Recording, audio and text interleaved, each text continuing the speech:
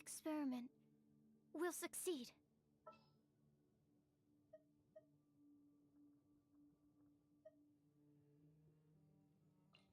Present.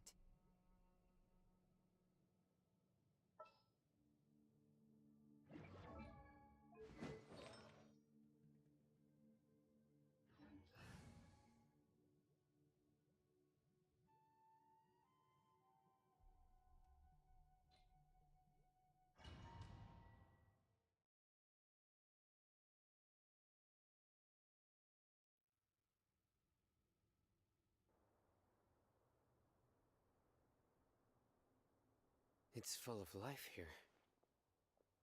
This defies comprehension. It looked completely desolate from the outside. Yeah, and there's so many plants. It's so... Sir Rahman, Huh? do you see another Rahman here? Are you mocking me? What do you mean? Interpret it however you want, but there's something I'd like to draw your attention to. While... Whatever you say. It's not like I have a vision. There's nothing to be angry about. Think of this as an academic journey. It does seem kind of strange. If that's true, then we might have to explore this whole area to find an...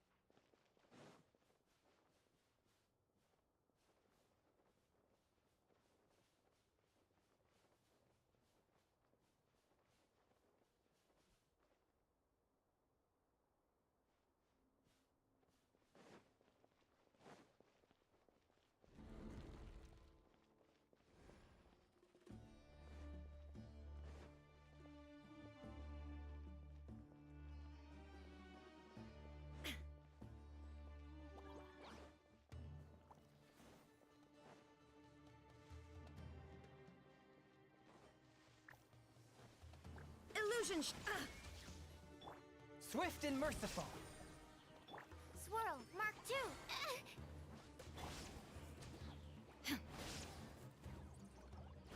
Now you shall perish!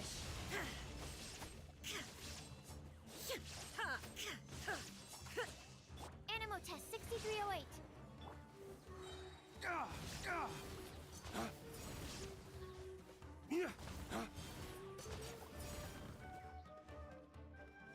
One with my blade. Stand clear.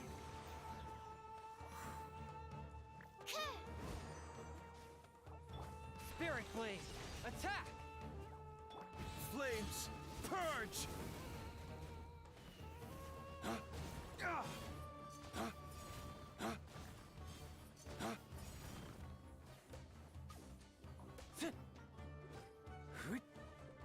Shine down!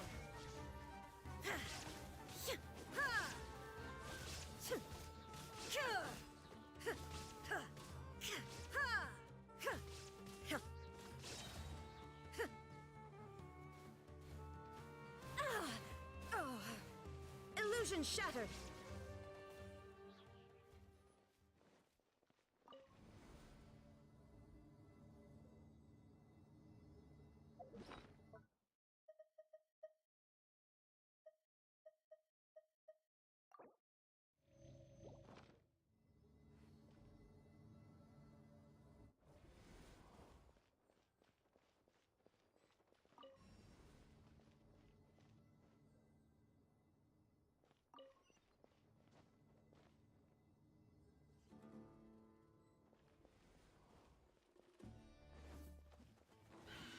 Shine down!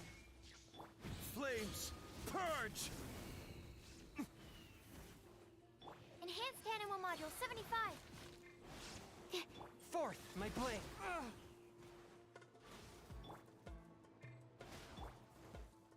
Torn to oblivion!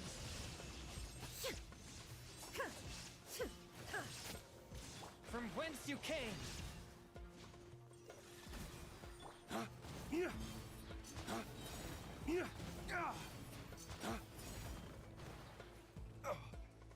Flames, purge! Absorption test. Animo test 6308. Swift and merciful.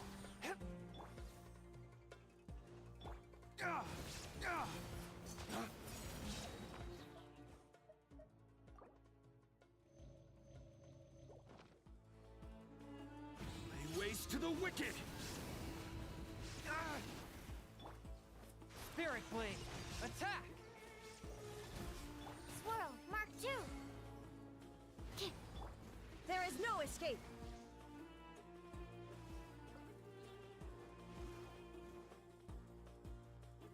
Now you shall perish!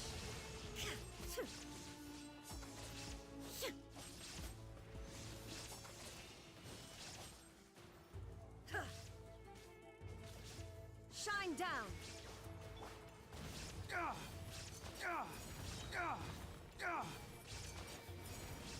Stand clear.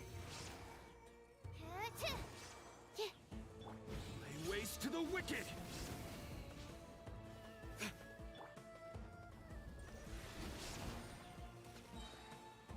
Submit for judgment. Absorption.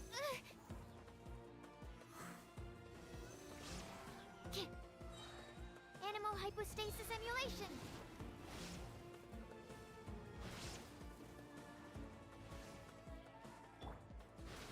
Torn to oblivion! Ha!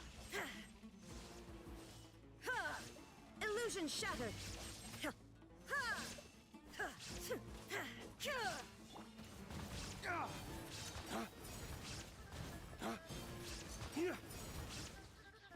Dawn, break forth!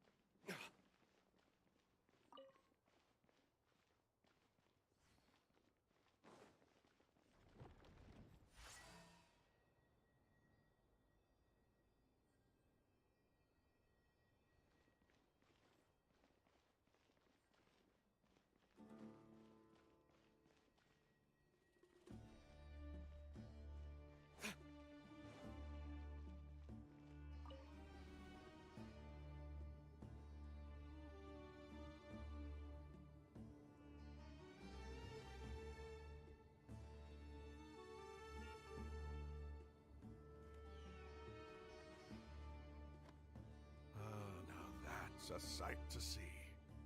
The Scarlet King's splendor surrounds us. There's so much vegetation here. It's different than what I expected. Sure are a lot of plants for a desert. That's what I call divine providence of the Scarlet King.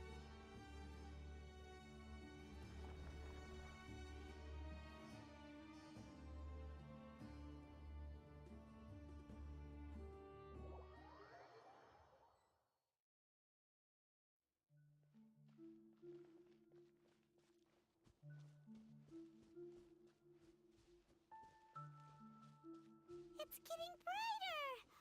Oh, it looks so beautiful.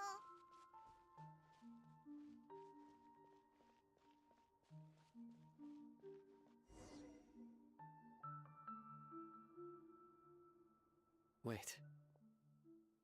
What's that?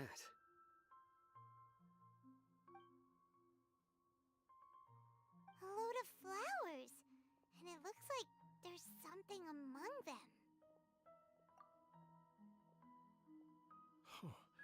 These are Scarlet King runes. They left something behind. Yes. It's an elegy written in an ancient script. What does it say? Here lies our faithful priest Kasala. His wisdom is a miracle among the people, deserving of high praise and admiration. You can read ancient Scarlet King script? Of course. Every student needs to master at least 20 languages before they graduate. He's not serious, right? There's still something off about this place. The elemental energy here is too concentrated. The scent of life. Is it trying to tell us something? Is this it? Analyzing.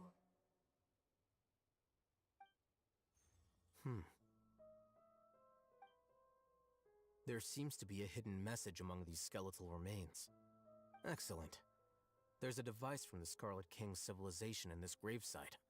I'll transmit the information over and project it for everyone to see. Isn't sharing knowledge against the Academia's rules? Yes. However, under the circumstances, I'd prefer you to see this for yourself. You'll understand after watching it.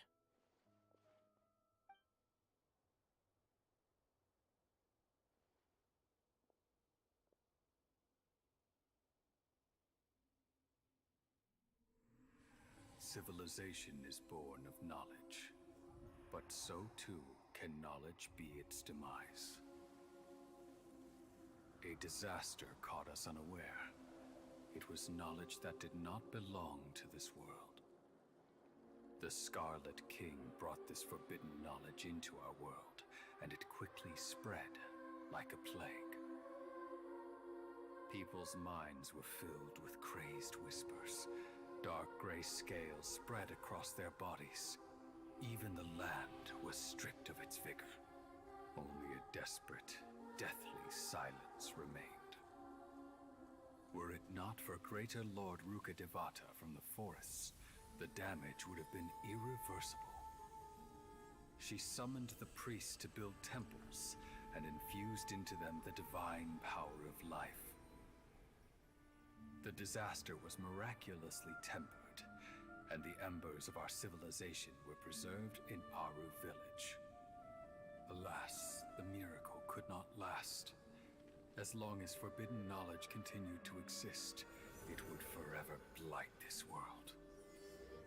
In the end, the proud king of the desert, my eternal lord, chose to sacrifice himself. I have spent my whole life since guarding one of these many temples. But now, my duty is coming to an end. As I close my eyes for the final time, the sight of that noble deity will appear in my vision once more. In helping the Scarlet King to eradicate forbidden knowledge, she exhausted her strength, and her form became that of a small child. How strange. Now that I think of her, I no longer have any fear of death, for I sense that the spirit of life will abide with me during my eternal sleep. Children of the desert, cling no longer to past grievances, but hold tight to the memory of this act of benevolence. What was that? The priest's memories. No, impossible. Greater Lord Rukkhadevata. So the former Dendro Archon and the Scarlet King were never enemies at all. But this doesn't make any sense. The Dendro Archon's followers, they're clearly... Was that The former Dendro Archon? She became so tiny in the end.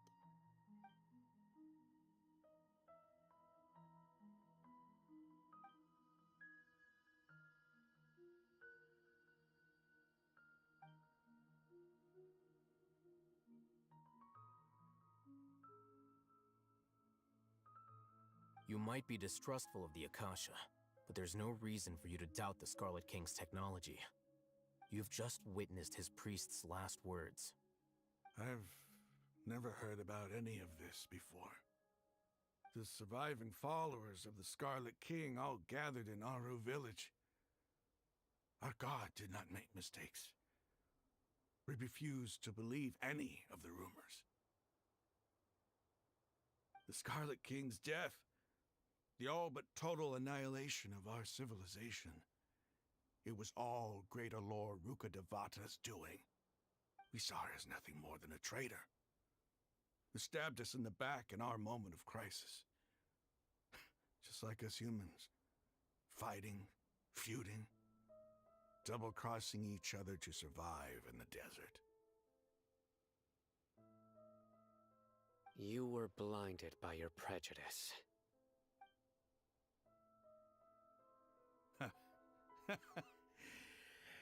If I hadn't seen this for myself, if I hadn't witnessed his last words with my own eyes, ears, and heart,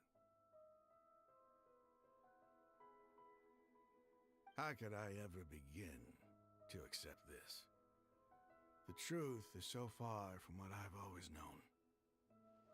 Am I really supposed to believe that after all these years, all this time seeking revenge, suddenly now my enemy is my savior? Raman, that's enough. Give it a rest. You're starting to make a fool of yourself. Dia, tell me, my Eremites and I, what are we even fighting for?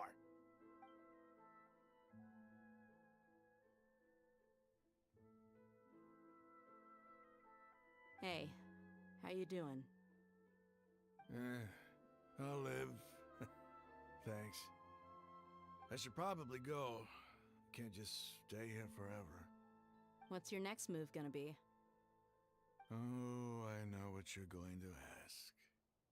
I feel deeply ashamed of everything I've done. You'll get everything you're asking for. But please, give me some time. After everything that's happened here today, somehow I need to explain it to the others. It's not gonna be easy. Well, I guess that's for me to deal with. Dia, this is where our camp's located. Make a note of it. When would be a good time for us to go? Tomorrow, I'll convince everyone that we're all on the same side. And I'll return every last one of your your village keepers. We'll share our other resources with you too. You seem to finally understand that our true enemy is the sages. Yes, the gods never gave up on anyone. It's the people responsible for all this that need to face the consequences of their actions. That must have been rough, but he seems to have figured things out now. Ramon's no fool. Being the leader of your own faction in the desert is no easy feat. It's too bad he was held back by his belief in the Scarlet King. But now that that's changed, I guess we have a few more people on our side. The outcome, at least, is favorable. We should get going too. Let's head back, have a proper meal, and a nice, long sleep. We'll need all our energy tomorrow.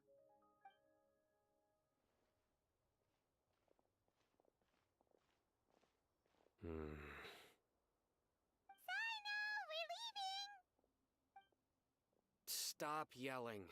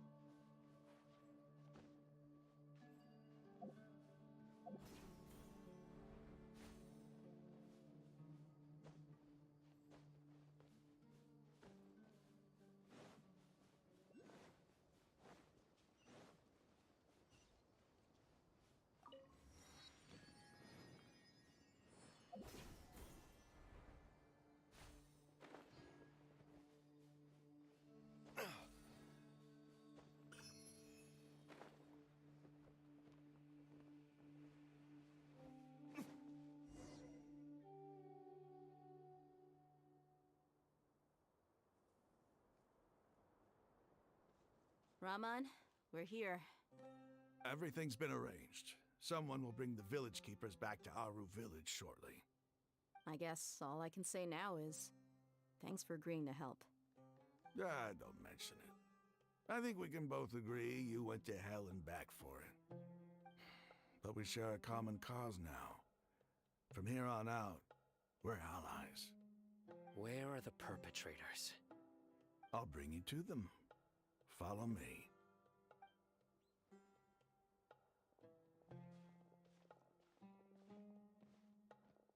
So these are the people who kidnapped the village keepers. Oh no, it's the scribe! There's no need to yell. No one can help you now. We've been all over the desert trying to find you! That's right.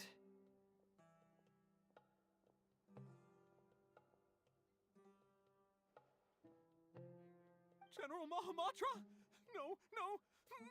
Make it quick, please! Swift and painless! Whoa.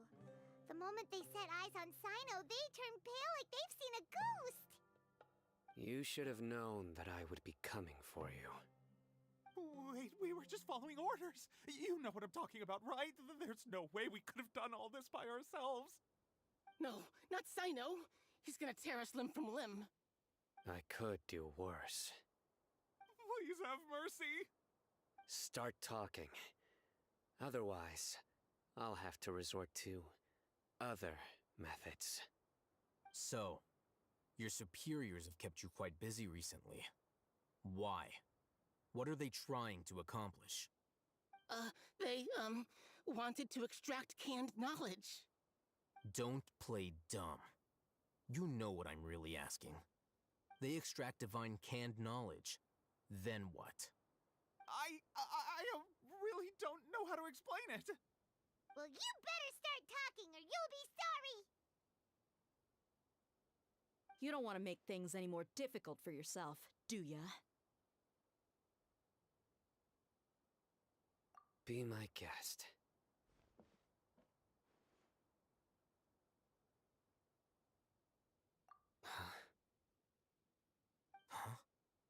huh? That sure didn't sound like a fancy metaphor or anything. You're serious, aren't you? How did you know? There's no use hiding it now. Yes, you're right. The Academia is working on an important and potentially world-changing project. They are creating a new god. A god that will belong to them and to the people of Sumeru. It may seem as if Sumeru's academics are thriving, but ever since the death of Greater Lord Rukkhadevata, scholarly breakthroughs have been few and far between. The withering of Irminsul has been getting worse recently. The sages have tried everything they could think of, but nothing's worked. I'm always hearing them say things like, if only Greater Lord Rukkhadevata was still with us. Continue. And then, someone from the Fatui showed up. They called him the Doctor. He brought a gnosis and said he wanted to borrow the Academia's research facilities. The Doctor was previously expelled from the Academia. At first, the sages looked down at him in disdain. But when he said those words, everyone's expression changed. He asked them, "Do you wish to create a god?" This is what the arrogant ignorance at the extreme end of academia looks like. First, the Academia spent a long time constructing a divine vessel, which was based on an exquisite humanoid puppet. After that, they harvested dreams via the Zeb-Zerus Festival Samsara, maximizing the Akasha's output. With the Doctor's help, and the Akasha now functioning at maximum efficiency, they were able to use it to extract the power from the Gnosis and convert it into a divine core. Next, they decided that their new god needed to possess divine wisdom. For that to happen, they needed a huge quantity of divine canned knowledge. It adds up. But how do you determine whether the knowledge extracted is of divine origin? Call it an educated guess? The Academia has been trying to figure out the exact source of the Scholar's madness for centuries, but to no avail. Nobody can explain the cause of this phenomenon. Surely you can see what that implies, Scribe Alhaitham. If it's knowledge no mortal can comprehend, then it must be something only gods are able to decipher. In other words, it's the source of the God of Wisdom's omniscience and omnipotence.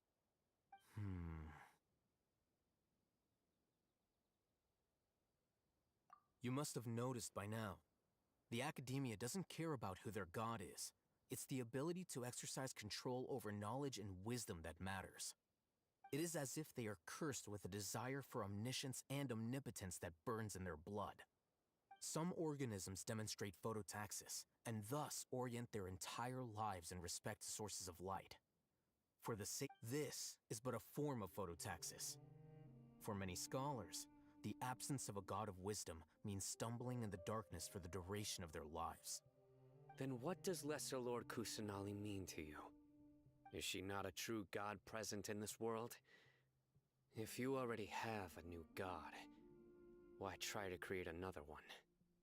From the beginning, the Academia has never treated her as a god. When the Academia first discovered Lesser Lord Kusanali, the newborn god of wisdom, the sages hoped that she would be as wise as Greater Lord Rukkhadevata. But upon evaluation, they found that at the time, she possessed no more intelligence than any ordinary human child.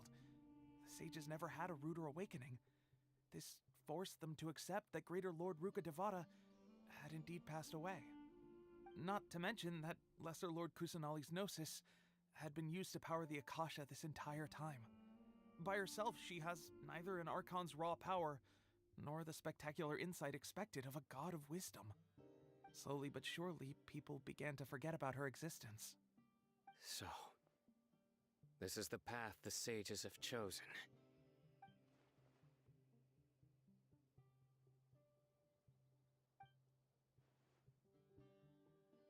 All right, let's try to keep our cool. If everyone's in a bad mood, then let's change up our scenery. Raman, give me a few men to help us escort the village keepers back to the village. And these two scholars, they're coming too. Sure, as you wish.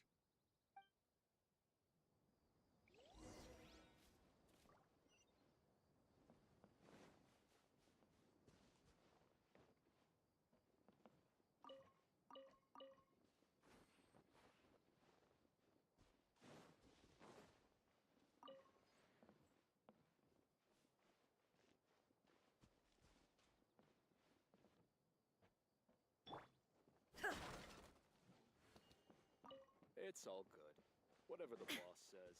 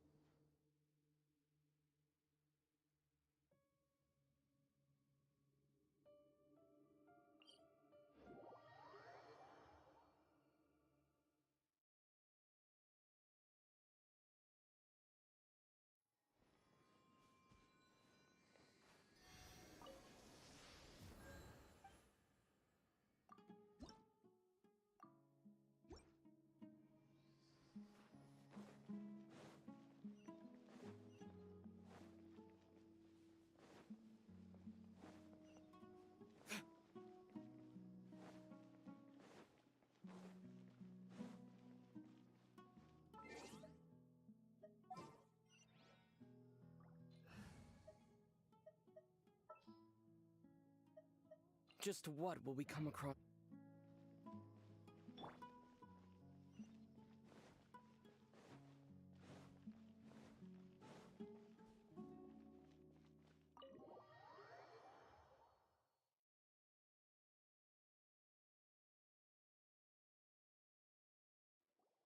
The village keepers you've found have all been returned to their homes, and each one has a dedicated caregiver to look after them. The 2 new scholars are being kept under close supervision, too. Really great work, everyone. The atmosphere is so heavy.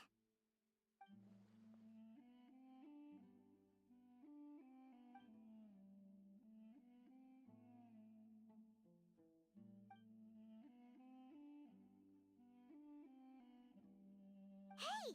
Say something! Stop spacing out! Come on, is there nothing left to talk about? In that case, let's all get some water and try to think about something else. Or I can go fetch some snacks. Oh! Paimon's so coming with you! Do you have any plans, traveler? Gods above, you're not talking about work, are you? So you were still withholding some information?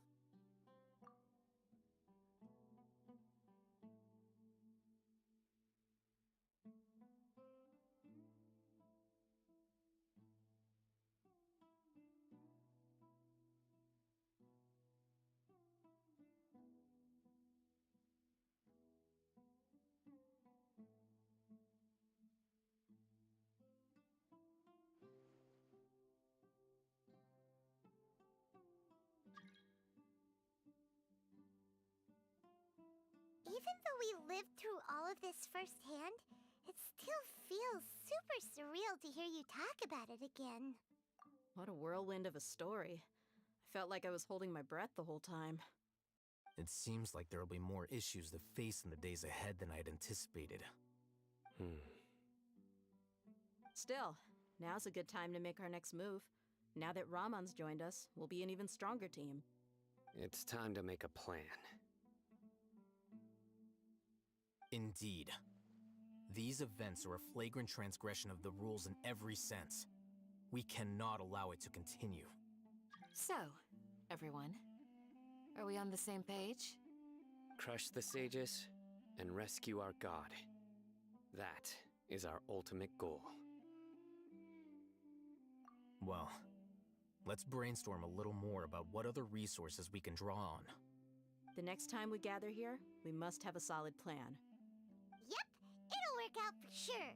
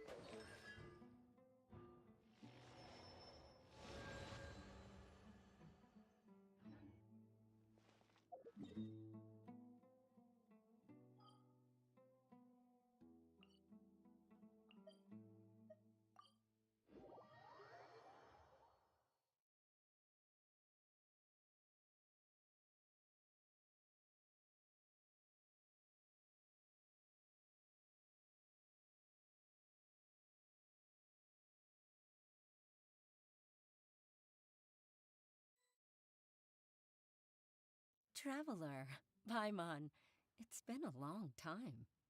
Oh, hey, Hoishin. Long time no see. Fancy meeting you here. How's work these days? Thanks to the help of people like you and colleagues like Ganyu, better all the time. But I've been feeling distracted at work lately. I just feel constantly agitated. It's a long story. But my father, he's thinking of stepping down from the Tianshu position due to health issues. Huh? What's wrong with Uncle Tian? Nothing specifically. He's not unwell. He says he's just increasingly low on energy these days. He's always said, old age comes for us all in the end. Still, I just can't help but feel a little emotional watching it happen to him. Anyway, my father's currently on the second floor of Yangsheng Tea House. Why don't you come pay him a visit with me? He seems very fond of you too. I'm sure chatting with you will make him very happy. Sure, let's go.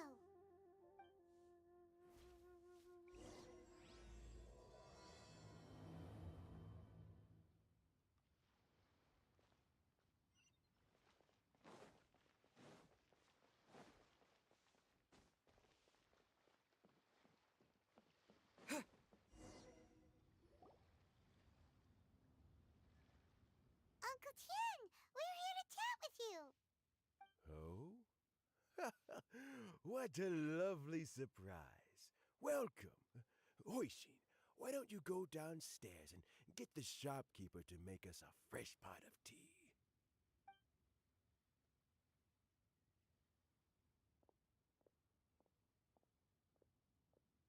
I heard that you've been traveling all over the place recently. I would very much like to hear your adventure stories. Hoishin told you, didn't she? Don't worry, I'm quite all right.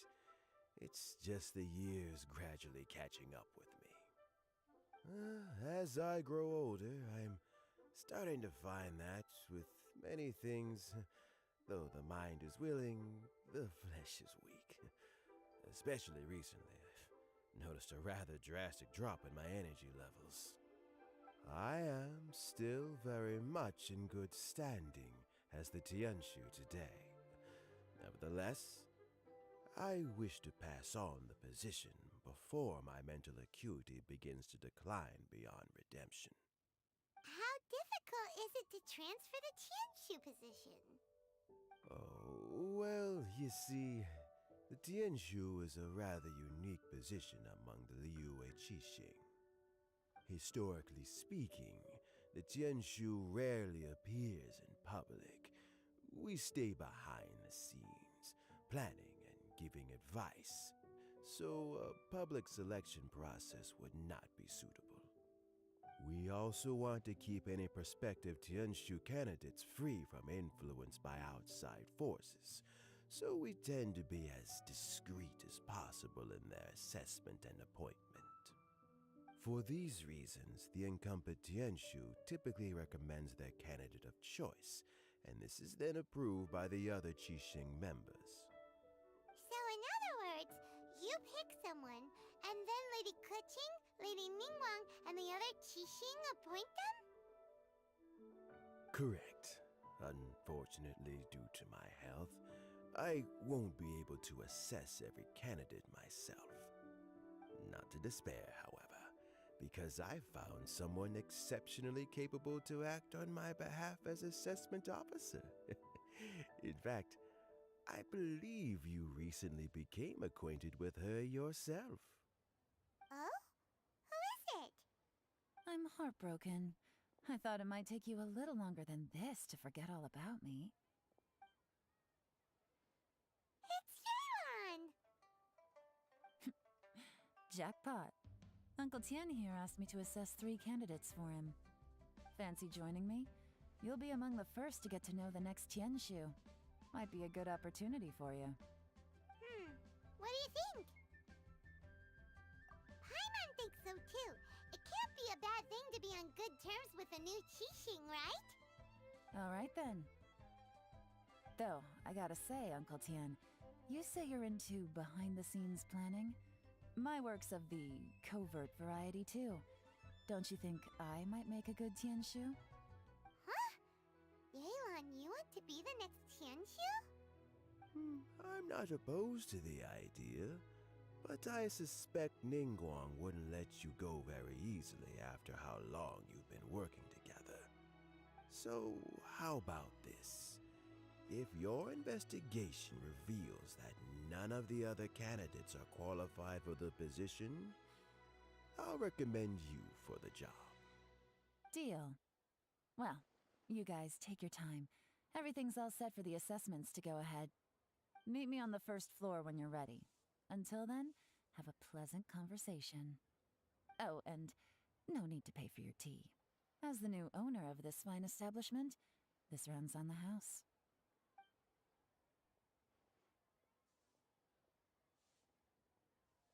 You're all set? Uncle Tian seems really worn down. It's like all his energy's gone. Yeah, it may sound harsh, but Uncle Tian is past his prime. He's not cut out for this anymore. So he's recommended 3 candidates. Their names are Qinwei, Mingbo, and Zhi. Qinwei is a wealthy entrepreneur. Mingbo works at the Liyue Ministry of Civil Affairs, and Zhi is focused on study and travel. Try to keep all that in mind. Of course, it doesn't really matter if you forget, since we'll be assessing them at Yuehai Pavilion in a short while. Qianwei, Mingbo, Zhi. Paimon should be able to remember their names, but what does the assessment involve exactly? Let's leave that until we get to Yuehai Pavilion. All right. Heads in the game, people. The stakes don't get much higher than a change in the Qixing. We can't afford to miss anything, no matter how small. Got it. We'll keep our eyes wide open.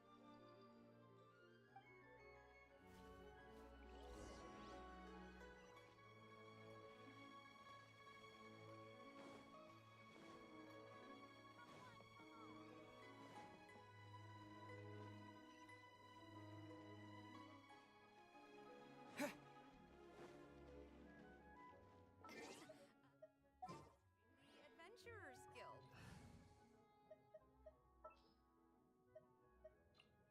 Drat.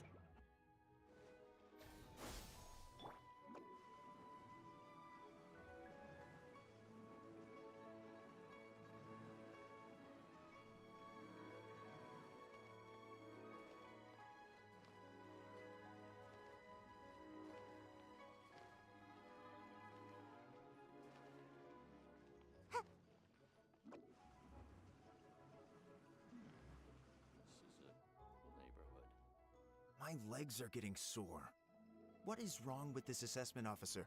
This is a huge occasion and I don't even get a chair. I've dealt with all kinds of people in my time, but never have I been made to stand while I'm waiting for an appointment. Oh, I think it's fine.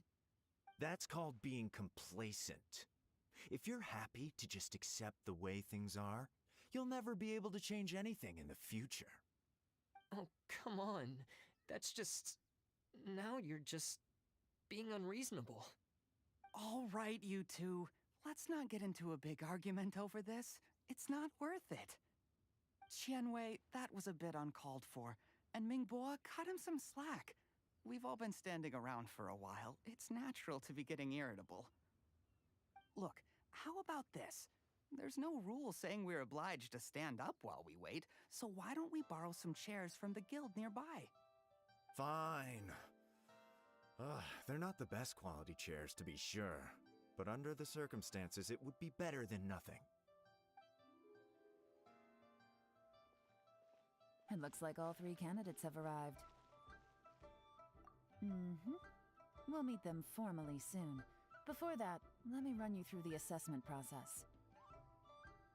I've split it into 2 stages: current affairs and planning, and face-to-face interview. In the first stage, candidates are required to submit a manifesto for Liyue's development. In the second stage, we will ask them some questions in person. Writing a manifesto takes time, so I informed them of this requirement in advance. These are the reports they submitted. Wow, one of them is really thick. It's also worth mentioning a stipulation I gave them. Whoever is appointed as the new Tianshu will be expected to implement their plan as put forward in their manifesto. Failing the occurrence of some cataclysmic event, they will not be permitted to change their plan. Therefore, these 3 piles of documents in front of us represent where each candidate stands on key policy issues. There's still some time. Have a skim through, get a first impression of what each person's proposing. I'll be waiting off to the side. Just let me know when you're done.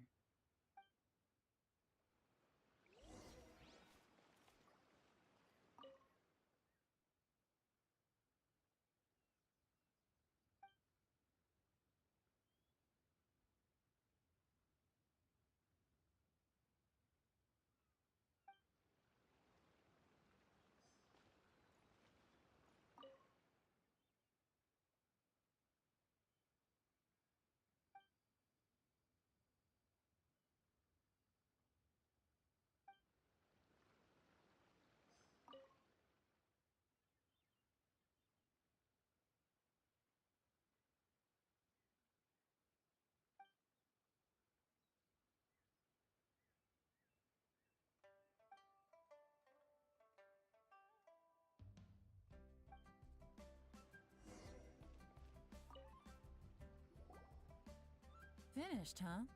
What did you think? Everyone took it very seriously. Of course they did. They have the chance to be picked as the new Tianshu, so you can bet they're putting their best foot forward. And keep in mind, whoever gets in has to execute their plan as written. Nobody wants to have any regrets. That's for me to know and you to find out. We can talk more after the interviews. We'll see the candidates now. Let's do one at a time. Start with Chenwei. Yes, ma'am.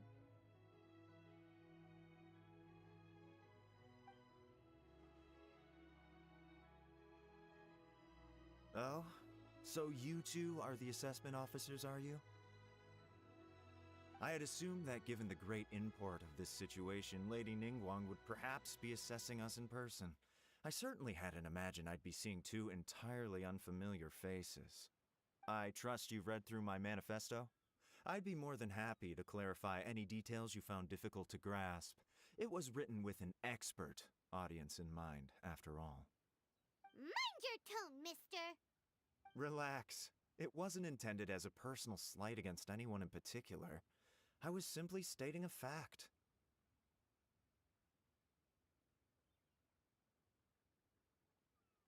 Cloud Retainer? You know this Adeptus? Oh, yes, I remember now. You must be the traveler that people are constantly talking about. With your sterling reputation, you must have a respectable level of erudition. Perhaps you will be able to understand the concepts I have put forward. Yeah, although I shouldn't get my hopes up. Oh, is it my turn? Yes. Please introduce yourself. I'm, Mingbo. I work in the Ministry of Civil Affairs. I've worked there for, 9 years, 5 months, and 3 days. In that time, I've handled, 2,347 cases. I have 12 active cases at the moment. They should be concluded in, 16 days? My current work is related to urban planning, and I'm also responsible for, auditing the accounts. To be more precise, there are 3 parts to the accounts, namely...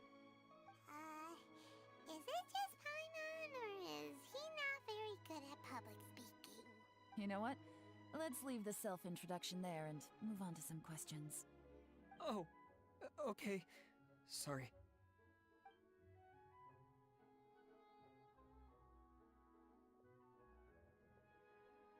Hello. Not gonna lie, I'm feeling a little nervous. What would you like to know? You're here to assess me, so ask away and I'll answer your questions to the best of my ability. Your manifesto is very wide in its scope, but you don't seem to be personally involved in many of the specific fields. How can you be sure that you have the ability to put your plan into action? Very fair question. I completely understand where you're coming from. But I'm confident in my plan. I've visited many different places, talked to lots of people with far more expertise than myself, and my manifesto is the conclusion of these efforts. Of course, 2 different problems can be interconnected in very complicated ways, and you might reach 2 very contradictory conclusions depending on which one you're focusing on. What I've tried to do is strike a balance.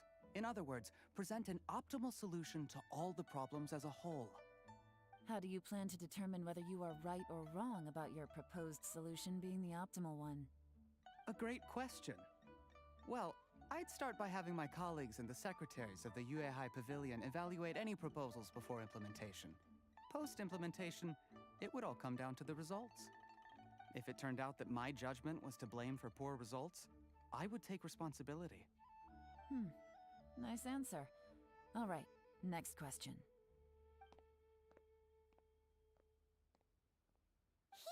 Like a great guy. Everything he said was thoughtful and logical, and he was just a pleasure to listen to. Here's my take on what we just learned. As you saw, Qianwei is highly knowledgeable.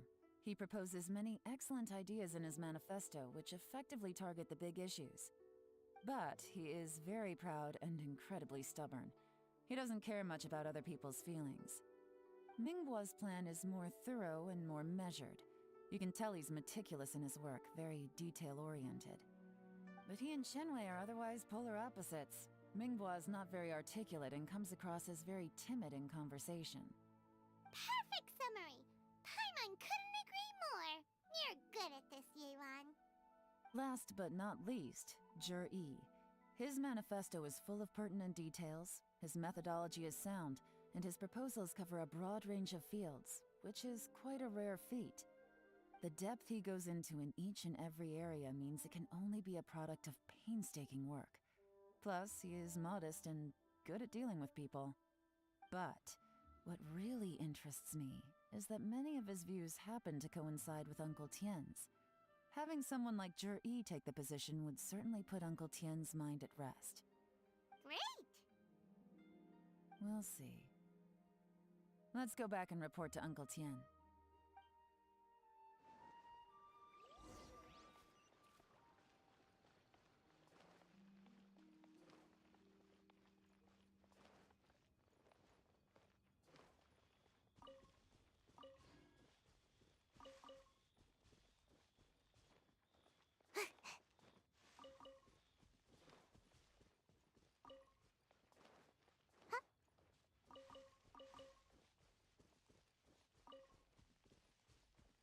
Make my escape.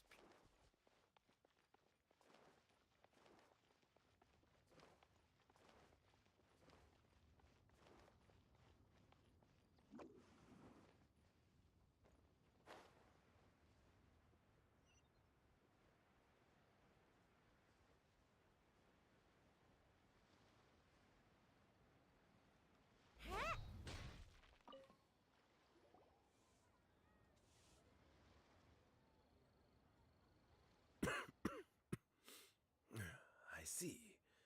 Then it's more or less as I anticipated. All right, then let me ask this. The ideas in Jur-E's manifesto are very similar to your own. Is there any particular reason behind this? Oh, I didn't want to say anything when I gave you the list of candidates, for fear of affecting your judgment. But I can tell you now. Those 3 candidates have all studied under me in the past. It's only natural that they share some similarities with me. But Xin Wei went on to focus on his business, and Ming Bo has always been occupied with his work at the Ministry of Civil Affairs. Of all of them, Juri was with me for the longest duration. Whoa! So how did you get to know them all, Uncle Tian? Chen Wei was referred to me by an old friend. Ming Bo came to my attention in the course of my work, and as for Juri, that was pure happenstance. We first met while fishing. Gradually, as we got to know each other, we started discussing all sorts of topics. Juri came from a poor family, and his parents died when he was very young. But he was a gifted student and a fast learner. He reminded me of a younger version of myself, so I started out giving him a few words of advice when we were out fishing and noticed how quickly he got on. Quite. And now, all of a sudden, he's grown into a mature young man. It's a joy to see, but it also gets one thinking. The young are growing up, and I am growing old. How time flies. No one can escape the cycle of life. I don't know, Uncle Tian. You still seem in pretty good shape to me. You might have another few years of work left in you, don't you think? Oh, you. There's really no need to console me. Having less energy than I used to isn't such a bad thing. It just means I finally have a good reason to retire and spend my days doing what old men like me should be doing. Going fishing whenever I feel like it. Sounds like you sure love fishing, Uncle Tian. Ooh, there's nothing quite like fishing to pass the time. Ooh, and freshly caught fish, they make the most beautiful fish soup with barely any preparation required. Fresh fish soup. Sounds tasty. Doesn't it? Also, some time ago, Juri purchased a very special recipe from an old fisherman. When we've been fishing recently, Juri always brings some extra ingredients he prepared in advance. The addition of these makes the soup taste even more wonderful. That flavor makes for a fond memory. But at my age, who knows how many more chances I have left to taste it again. Oh, can Paimon come next time too? Paimon really wants to try it.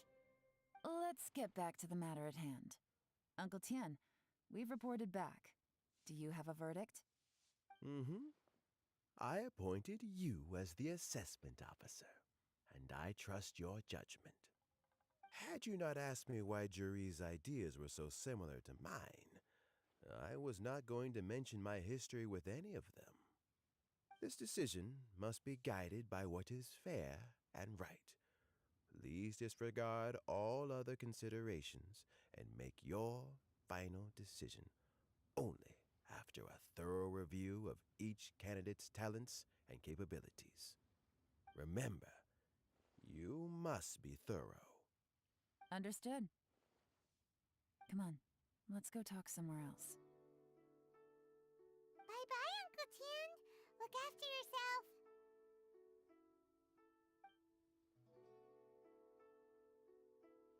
So, it's gonna be Jiri, right?